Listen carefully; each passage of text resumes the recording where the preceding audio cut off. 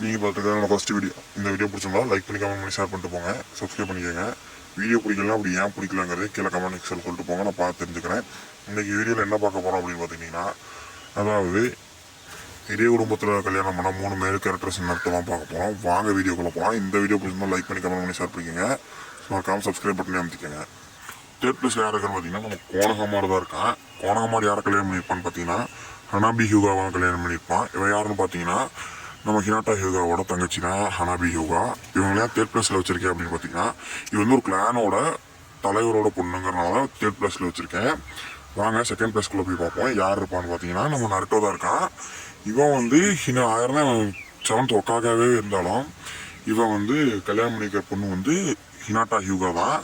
அதாவது போன இது தேர்ட் பிளேஸில் இருந்தவங்களோட அக்கா தான். இவங்களுக்கும் அதே காரணத்தினால தான் இவங்க செகண்ட் பிளேஸில் வச்சுருக்கோம். ஃபஸ்ட் பிளேஸில் யார் இருக்கான்னு பார்த்தீங்கன்னா, சிக்கமாரு தான் இருக்கான். டெமாரி தான் கல்யாணம் பண்ணியிருப்பான். அதாவது டெமாரி ஏன் ஃபஸ்ட் பிளேஸில் வச்சுருக்கேன் அப்படின்னா, டெமாரி அவங்க அப்பாவும் காசிக்காக தான் இருப்பார்.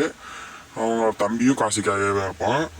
அவன் இன்னொரு அண்ணனோ தம்பியோ அவன் வந்து பெப்பட் மாஸ்டராக இருப்பான்.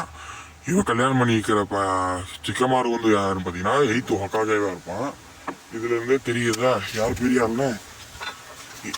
இந்த விஷயத்தில் வந்து டெமாரி தான் பெரிய ஆள். தேங்க்யூ ஃபார் வாட்சிங் கைஸ். இந்த வீடியோ பிடிச்சிருந்தா சப்ஸ்கிரைப் பண்ணிக்கோங்க.